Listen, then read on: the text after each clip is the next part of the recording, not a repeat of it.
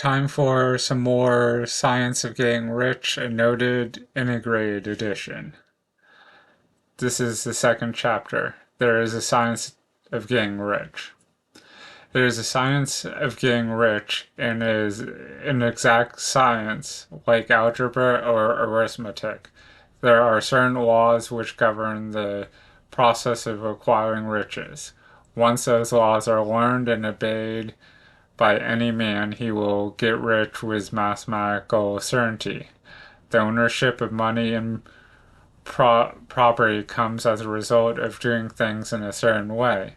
Those who do things in a certain way, whether on purpose or accidentally, get rich, while those who do not do things in a certain way, no matter how hard they work or how able they are, remain poor. It is a natural law that like causes always produce like effects, and therefore any man or woman who learns to do things in a certain way will infallibly get rich. So that last sentence is kind of like the law of cause and effect, which is interesting because the secret credits the science of getting rich as like the reason why behind the law of manifestation or the law of attraction for writing The Secret. So I'll reread that last sentence. It is natural law that like causes always produce like effects, and therefore any man or woman who learns to do things in a certain way will infallibly get rich. That the above statement is true is shown by the following facts. Getting rich is no matter of environment, for it is, or if it were, all the people in certain neighborhoods would become wealthy. The people of one city would all be rich, while those of other towns would all be poor. Or the inhabitants of one state would roll in the wealth, while those of an adjoining state would be in poverty. But everywhere we see rich and poor living side by side, in the same environment and often engaged in the same vocations. Where two men are in the same locality and in the same business, and one gets rich while the other remains poor, it shows that getting rich is not primarily a matter of environment. Some environments may be more favorable than others, but when two men in the same business are in the same neighborhood and one gets rich while the other fails, it indicates that getting rich is a result of doing things in a certain way.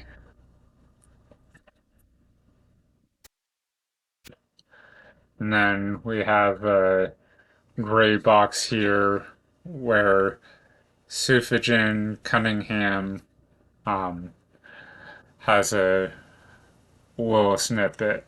Reflection. We all know the story of the high school dropout turned millionaire. We've also heard of the entitled rich kid who wasn't educated on wealth and blew through their inheritance and wound up broke and clueless. And then back to the science of getting rich. And further, the ability to do things in certain ways is not due solely to the possession of talent, for many people who have great talent remain poor, while others who have very little talent get rich. Studying the people who have gotten rich, we find that they are an average lot in all respects, having no greater talent and abilities than other men. It is evident that they do not get rich because they possess talents and abilities that other men have not, but because they happen to do things in a certain way. And we have another gray box with something from Suffragan Cunningham. The work. You must ingrain in your mind that for each of us, we have the opportunity and ultimately the choice to focus on becoming rich. Now, you may be reading this thinking, you don't know my story. I've got a unique situation that's different. If that's the thought in your head right now, you need this book more than most. And now back to the original book. Um, Being rich is not the result of saving or thrift. Many very penurious people are poor, while free spenders often get rich. Nor is getting rich due to doing things which others fail to do. For two men in the same business often do almost exactly the same things, and one gets rich while the other remains poor or becomes bankrupt. From all these things, we must come to the conclusion that getting rich is the result of doing things in a certain way. If getting rich is a result of doing things in a certain way, and if like causes always produce like effects, then any man or woman who can do things in that way can become rich. And the whole matter is brought within the domain of exact science. The question arises here whether this certain way may not be so difficult that only a few may follow it. This cannot be true as we have seen so far as natural ability is concerned. Talented people get rich and blockheads get rich. Intellectually brilliant people get rich and very stupid people get rich. Physically strong people get rich and weak and sickly people get rich. Some degree of ability to think and understand is, of course, essential, but insofar as natural ability is concerned, any man or woman who has sense enough to read and understand these words can certainly get rich. Also, we have seen that it is not a matter of environment. Location counts for something. One would not go to the heart of the Sahara and expect to do successful business. Getting rich involves a necessity of dealing with men and being where there are people to deal with. And if these people are inclined to deal in the way you want to deal, so much the better. But that is about as far as environment goes. If anyone else in your town can get rich, so can you. And if anybody else in your state can get rich, so can you. Again, it is not a matter of choosing some particular business or profession. People get rich in every business and in every profession, while their next door neighbors in the same vocation remain in poverty. And then there's another gray box from Suffragan Cunningham. Contemplation. One of the biggest keys here is to open your mind to what is possible. That will in turn increase your faith and belief. And as we go through the book, faith and belief are two important aspects. And then the gray box is continued on the next page. Look at the job or business you're in currently. There is someone in the same job or business in your position doing very similar things, making vastly more income than you.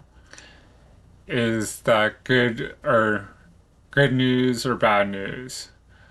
Well, it's only bad news if you don't do anything. If you choose to see the truth here, then you begin to make forward progress. Now back to the science of getting rich.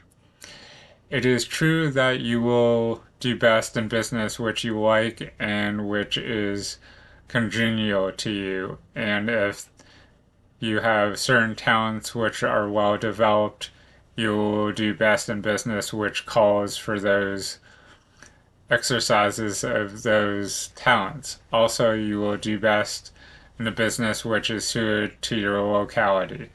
An ice cream parlor would do better in a warm climate than in Greenland, and a salmon fishery will succeed better in the Northwest than Florida, where there are no salmon.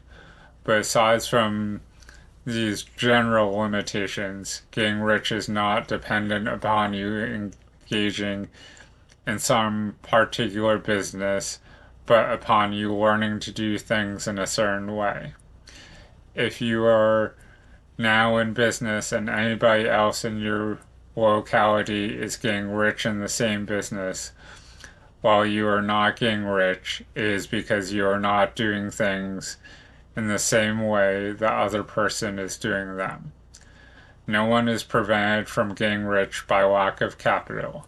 True, as you get capital, the increase becomes more easy and rapid, but one who has capital is already rich and does not need to consider how to become so. No matter how poor you may be, if you begin to do things in a certain way, you will begin to get rich, and you will begin to have capital. The gain of capital is part of the process of getting rich, and it is part of the results which inevitably follows the doing of things in a certain way. You may be the poorest man on the continent and be deeply in debt. You may have neither friends, influence, nor resources, but if you begin to do things in this way, you must infallibly begin to get rich, for like causes must produce like effects. If you have no capital, you can get capital. If you are in the wrong business, you can get in the right business.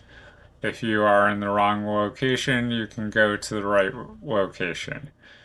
And you can do so by beginning in your present business and in your present location to do things in a certain way which causes success. And then the chapter ends with another gray box with some thoughts from Suffragan Cunningham. The work. You must stop blaming your current circumstances. Your current circumstances are a result of your past thinking and behavior.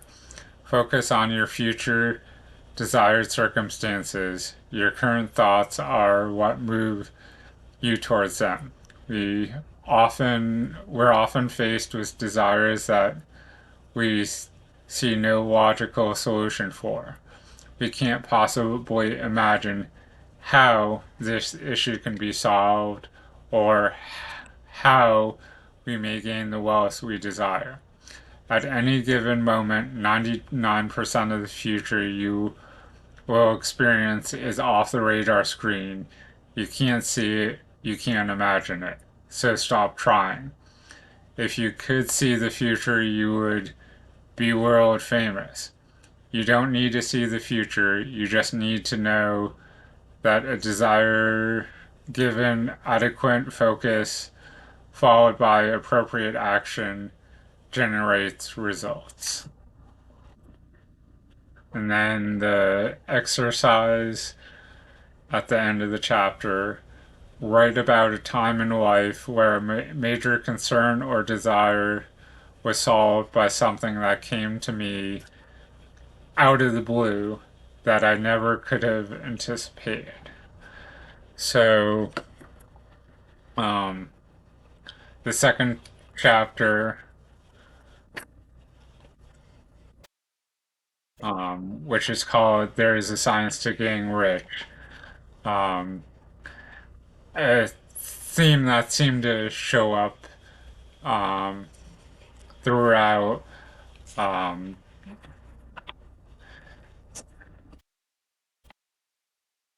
uh, seemed to be like cause causing like effect. So um, there's many laws to the universe, as this chapter alluded to.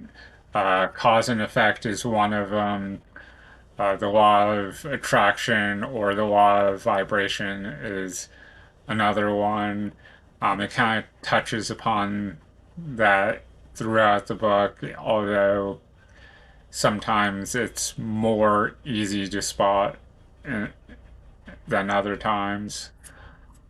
So hopefully you found some value in this and keep checking back for some more of the science of getting rich. Thanks and have a good day.